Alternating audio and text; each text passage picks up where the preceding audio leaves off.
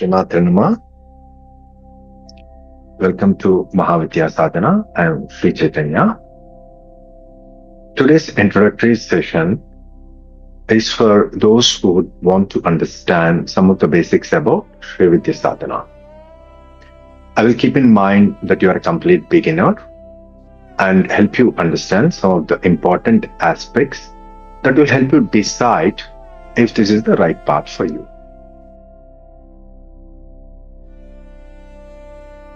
To begin with, we will have the session in 4 parts. First, we will discuss about some of the important works that mention or describe about Śrīvidyā. The second part, we will also discuss about few traditions in Śrīvidyā. Then later, I'm going to help you understand in detail about various steps that are involved in learning and practicing Śrīvidyā from us. And finally, I will answer some of the frequently asked questions about Srividya.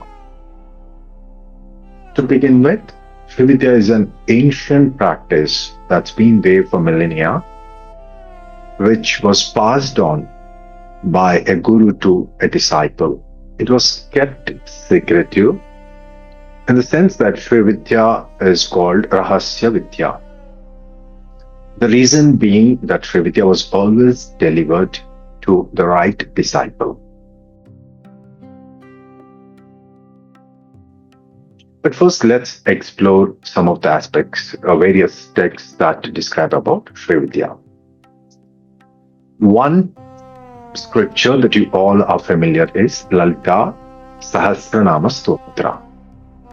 Lalita Sahasranama comes from Brahmana Purana and it is known as Lalita Rahasya Nama Stotra.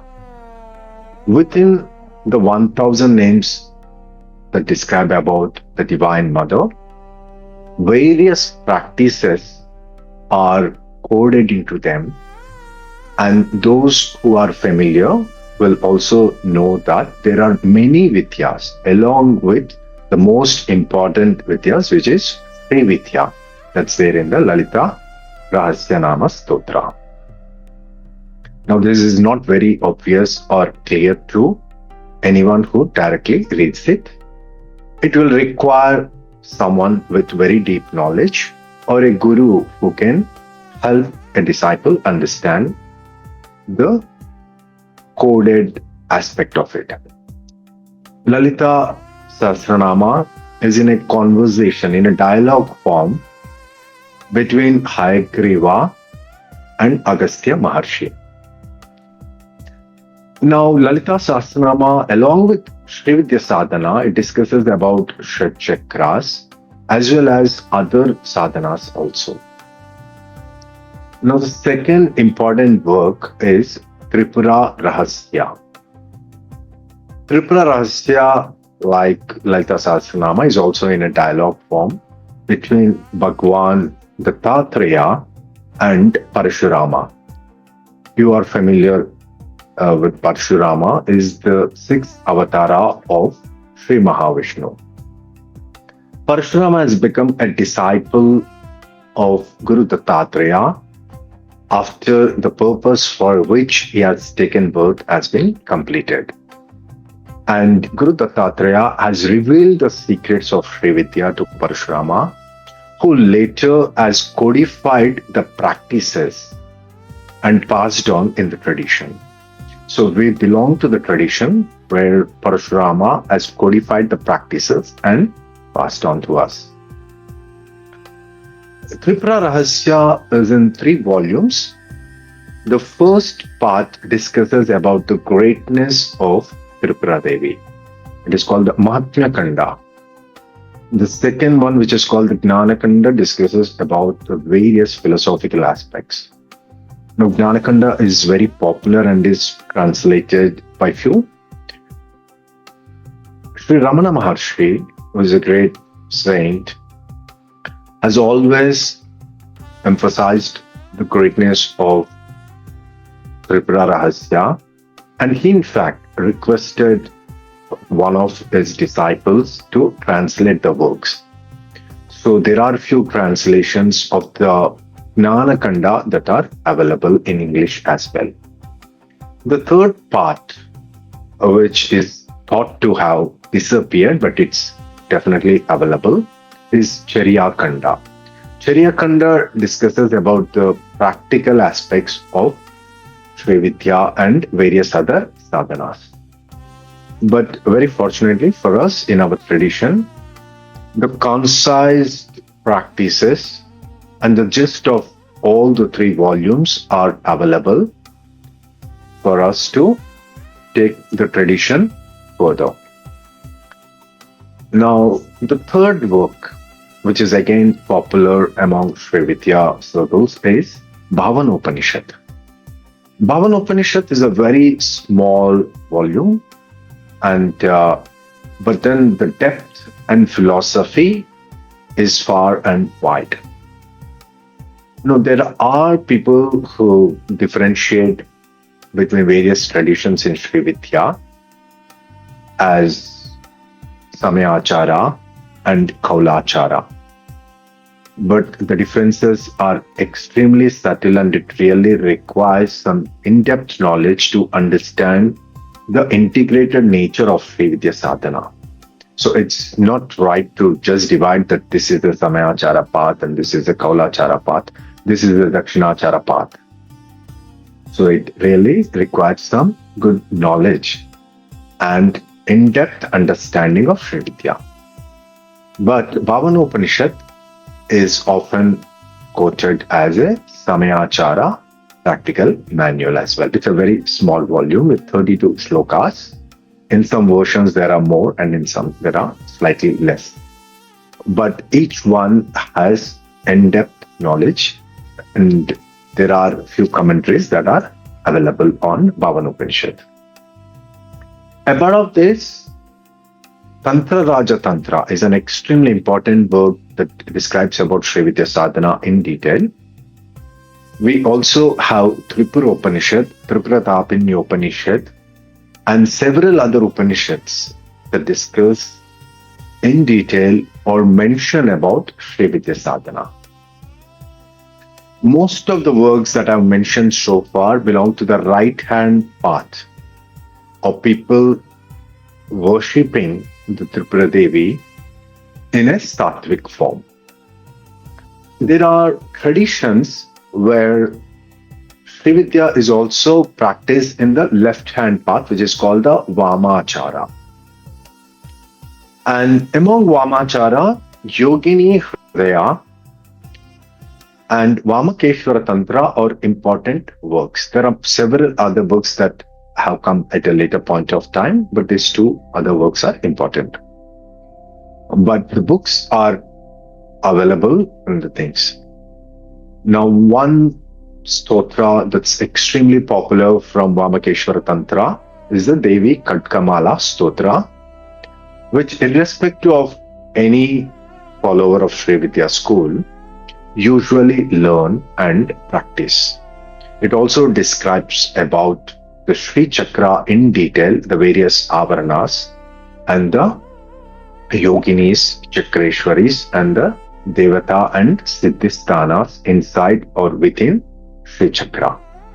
So these are some of the important works. We have given a very elaborate list on our website for those who are interested in exploring more about the different works that mention about Srividya. They're free to do so.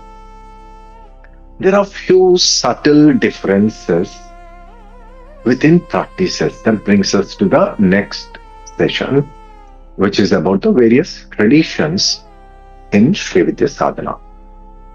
Now, Srividya has been practiced and it moved within the country, within the Bharatavarsha, at different time points.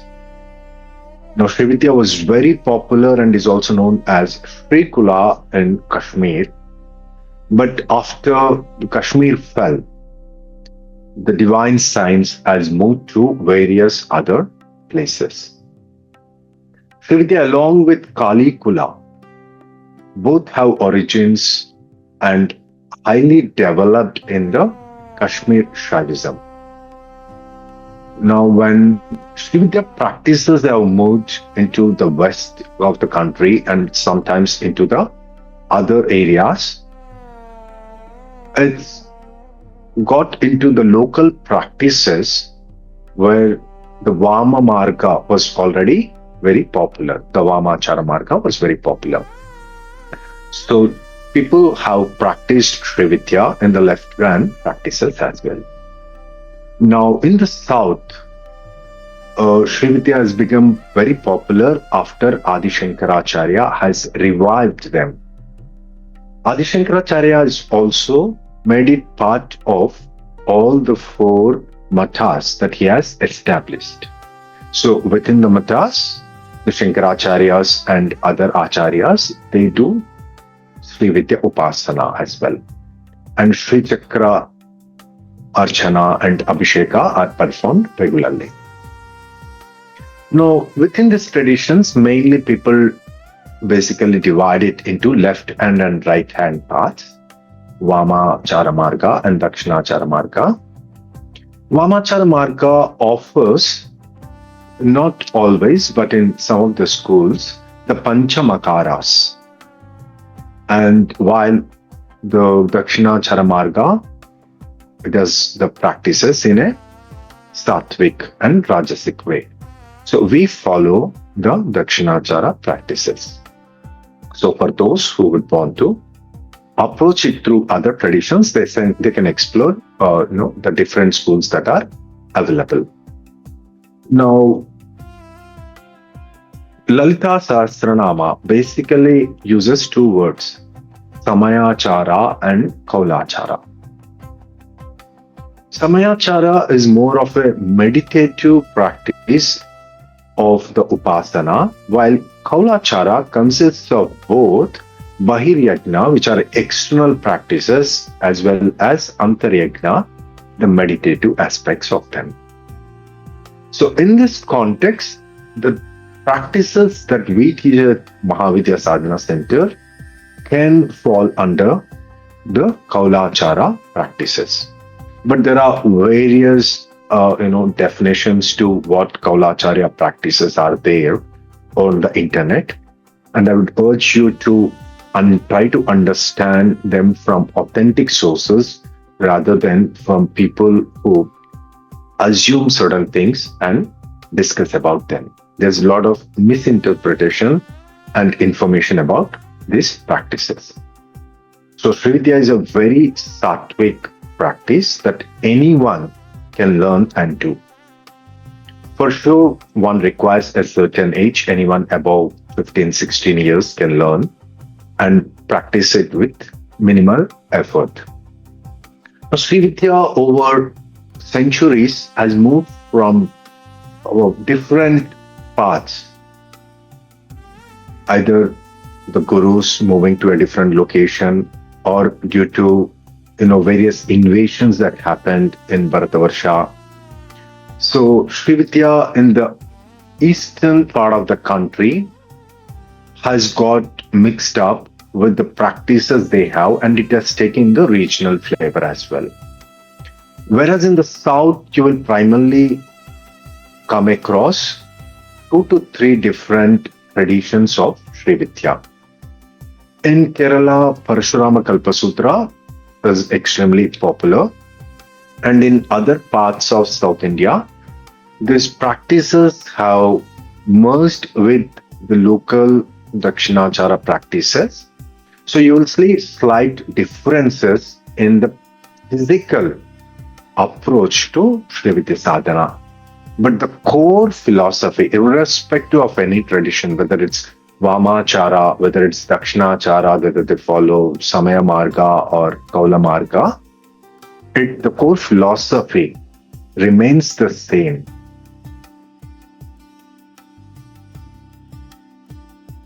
So, what is the purpose of Śrīvidyā? Śrīvidyā doesn't divide life into material aspect and spiritual aspect. We have just one life. How we decide to use it is absolutely up to a sadhaka. So any sadhaka of Śrīvidyā, they absolutely are welcome to make a wish to have a prosperous and a happy life as well as go deep into spiritual practices. So keeping this balance in life is extremely important, and Śrīvidyā offers us this. That's why it's one of the most unique paths in Sanātana Dharma.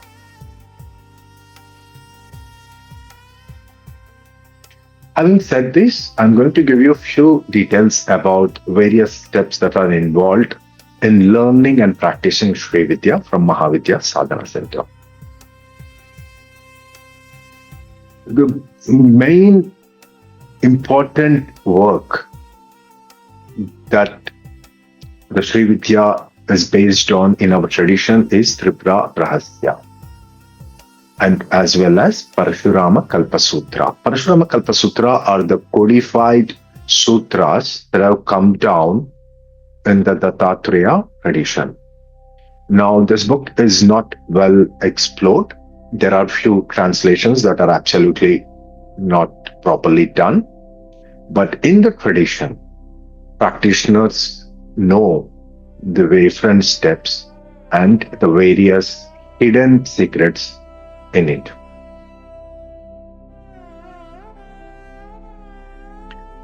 Now, Śrīvidyā, for various reasons, has been divided into several modules or stages. There are about close to 11 stages, which are delivered or learned in 5 different kramas. So we have about 5 kramas consisting of several modules. The first krama only has 1 module, but the other kramas have multiple modules in them. In Śrīvidyā, in our tradition, the first stage or the first level is called Mahaganapati Krama. The intention of this krama is to prepare and help a sadhaka to overcome their deeply hidden fears, phobias, insecurities, and uncertainties. Before entering into sadhana, it's very important for us to face our actual reality in life. Now, these are also some of the aspects that we probably have carried from our previous lives, which we experience now as prarabdha karma, or it could be something that we have developed in our lifetime as well. But fears or uncertainties, insecurities are the one which often make us make wrong choices or decisions in life. So understanding them and overcoming them is very important. This apart, there are several psychological aspects. Again, they all constitute and become hurdles in life. Now, Mahaganapati Krama explores these aspects in detail and how the sadhana can help us overcome them. Now, this is done through few simple practices. Now, in the first stage, a sadhaka is expected to allot at least about 15 to 20 minutes every day consistently for certain practices. That apart, one is also expected to allot about 45 to 15 minutes every day for a special ritual that they will be performing for 45 days. Now, these two are important aspects to begin with. Later, as one familiarizes with the practice of it, we also help them learn various other simple practices that they can consistently do them. Now, each krama is independent in itself, meaning that it's not dependent on the other krama, but they all together form and give us a comprehensive understanding of ourselves, which will help us move towards self-realization. As I mentioned, the goal of the first krama is to help us understand prarabdha karma basic fears that become hurdles, and how to overcome insecurities, anxieties, uncertainties. Now, this krama also helps you understand the Mahaganapati Mula Mantra in detail, and also the various rituals that are involved in it. Now, this is basically designed for beginners who probably have never done any practices. So even if you have no idea, or never lit a lamp, or never have uttered a word also, with some simple practice, you will be able to do it. So all that you require is a willingness to learn and dedicate some time, as I mentioned, about 15 to 20 minutes for a simple practice every day. It can be in the mornings, evenings, or late night. And also about 45 days dedicated for a specific simple practice. Now, if one is willing to dedicate this much of time, they are absolutely welcome to join the first level of krama. Once a sadhaka completes the Mahaganapati krama, other sadhanas, as I mentioned, are also taught to them, and they qualify or can move into the next krama, which is called Shri Krama. Now, Shri Krama has various modules spread over different time frames. Now, the goal of Shri Krama is to help a sadhaka understand the second layer in them, which is the prana kosha, as well as help them understand various aspects of their emotions. So the goal here is to gain more understanding and control over one's emotions. That doesn't mean only in the practice one will be able to completely do that, because a lot of them depend on our karmas, which are carried forward. But understanding why are we the way we are is extremely important to move further in spiritual practices, as well as progress and live happily in our everyday life as well. Next to fears, which actually determine our life, emotions are the one which control us, also determine our fate. Most of the time, people face problems or struggles in life because lack of emotional development or not having control over their emotions. They often are carried over by them, and that seals and decides their fate. So there are different modules in Shri Krama that will slowly and gradually help us understand and gain control over ourselves. And once we have more control over our emotions, we will be able to have a very clear mind, which sets the stage for the third krama, which is the Shama Krama. Shama Krama is an extremely powerful and beautiful sadhana. Again, it has multiple modules in it. In the Mahaganapati Krama, we also have basic understanding of the Mooladhara Chakra. And we will have basic understanding of the Swadhisthana Chakra in the Shri Krama. And we go into details about the Anahata Chakra in the Shama Krama. Now, these chakras are something we will discuss over the progress, and we will not go into detail at this point of time. So, Shama Krama is basically the connection between the heart and the mind. How the heart and mind should be syncing, and how this coherence, how the syncing of the heart and mind will create harmony and open up hidden channels and esoteric learning within us.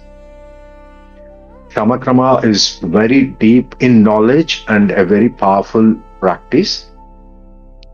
Raja Shyamala, or Raja Matangi as she is known, she is also the Adhisthana Devata for various mantras and vidyas and various arts as well.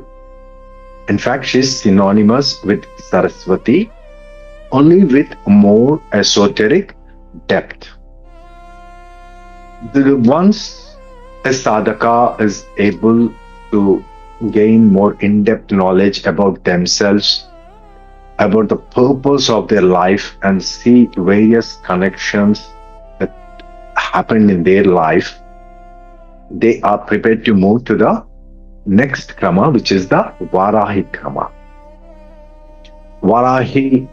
In the Varahi krama, we go in depth into understanding the Ajna chakra, which is the command center.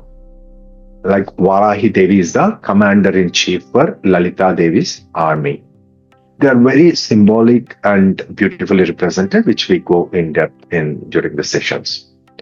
Now, as you all are familiar, Ajna, which also has a pituitary gland, is the commanding center for various other glands. But esoterically, it is a center that governs and commands all the sensory organs as well. So gaining control over ourselves comprehensively and completely is the goal of Varahi Krama. So gradually we move from overcoming fears and anxieties and insecurities to gaining more control over the emotions, to opening up ourselves to esoteric learning, and finally gaining control over the senses by deeply understanding through sadhana and study. This sets the stage for receiving the mantra of Tripura Devi, which is in the Parakrama. So once the sadhaka is prepared, that's when the Panchadashakshari mantra of Lalita Tattva is initiated, which opens up different channels and opportunities in you. Now there are other mantras which sadhakas will eventually receive. It could be the Shodashi or Mahashodashi. In between there are various other sadhanas, meaning minor sadhanas and other mantras that sadhakas receive too. Now these are the 5 steps: the Mahaganapati Krama, Shri Krama, Shama Krama, Varahi Krama, and the Parakrama, which is taught in multiple modules. And we do not set any deadlines for practice. This is not something that one has to rush into. So a sadhaka can decide and move according to their own pace. That's the best path to do it. But as soon as one begins and go into Sri Krama, they will have more clarity about the journey they are taking into. But the first step they take in will certainly require, some basic understanding. So that's the intention of today's introductory session.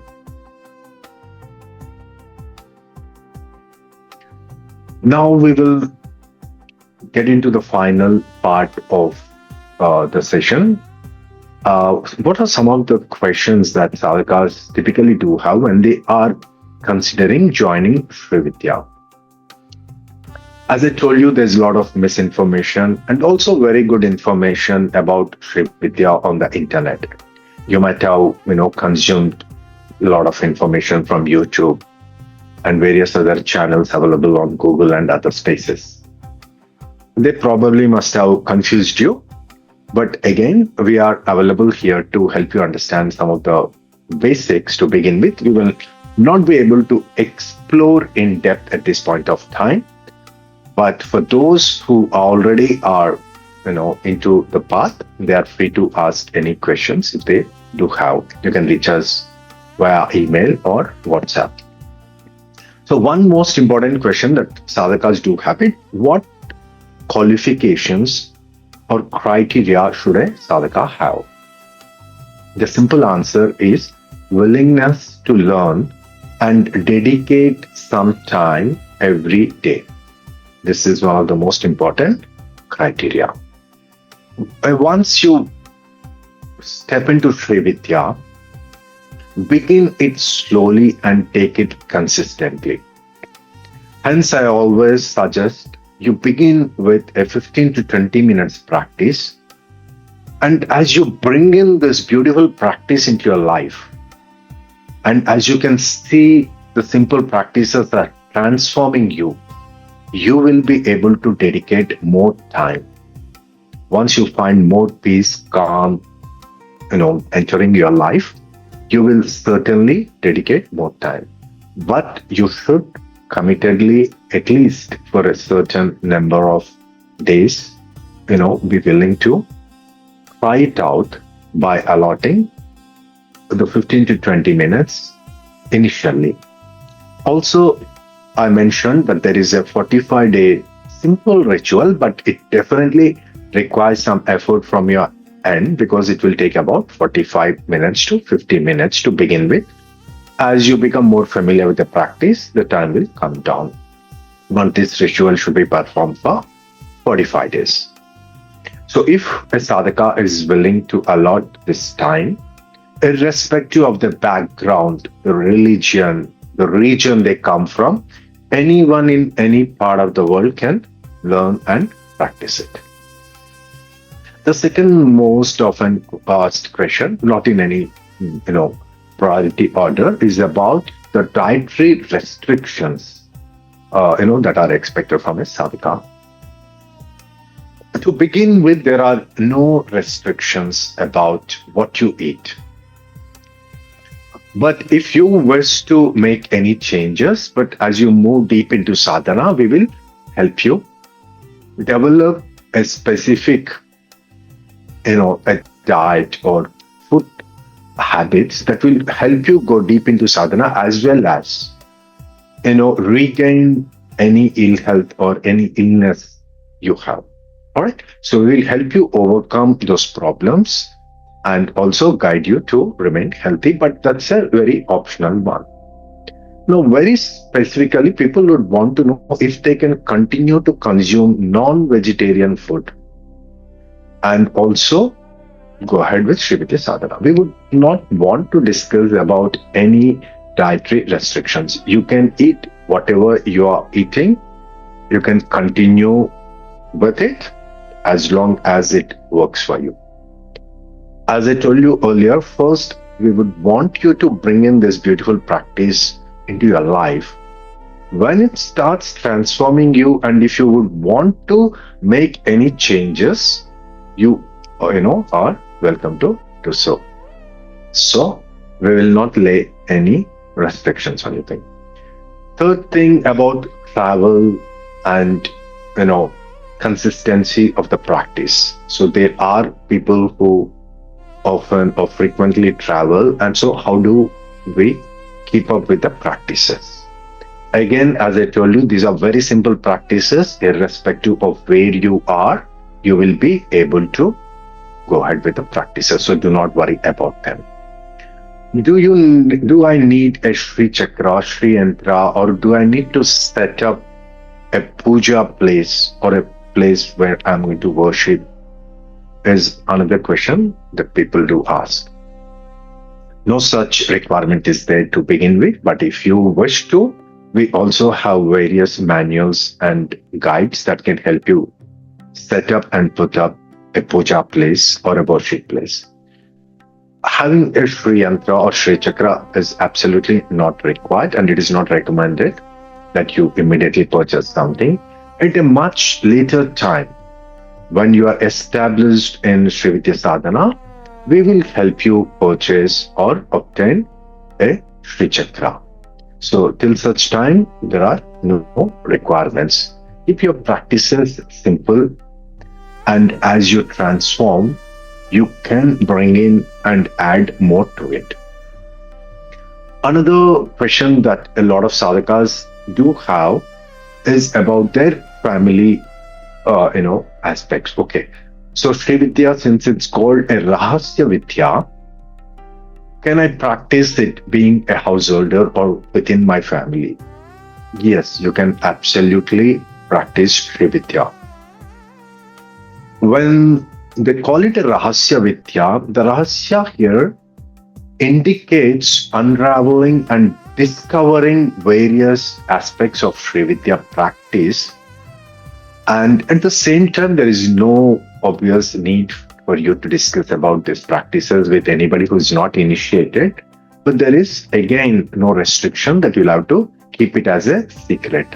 Your family members should obviously know that you're into Śrīvidyā practice. So if you have any place where you can sit and do your practices for some time, not necessarily a puja room or anything, you can sit anywhere and do the practice. As long as you have a small facility or a provision for it, you can go ahead and do the practice.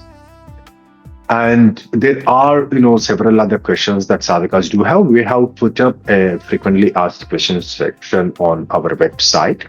You can go through them. If some of them that do not answer your questions, you are welcome to WhatsApp us or email us, and one of our team members will certainly help you understand them. So apart of this, if there are any further things that you wish to know about joining the program, you can just send a WhatsApp message, and our team members will give you all the other details. I hope today I was able to give you a few basics about Śrīvidyā. All right. And this apart, when a sadhaka is part of the family, the Śrīvidyā family, we will guide them throughout the year about various festivals that come at certain time spots, and also the various sadhanas they should be doing during that time frame as well. So the practice or that doesn't limit to just to the few days for each krama. No, it is a continuous learning, but again, everything is optional, so it obviously depends on your interest and intensity. So for those who are interested, you are again welcome to contact us for further details. I will take leave for now, and then I'll see you soon with another video. Srimātri Namo.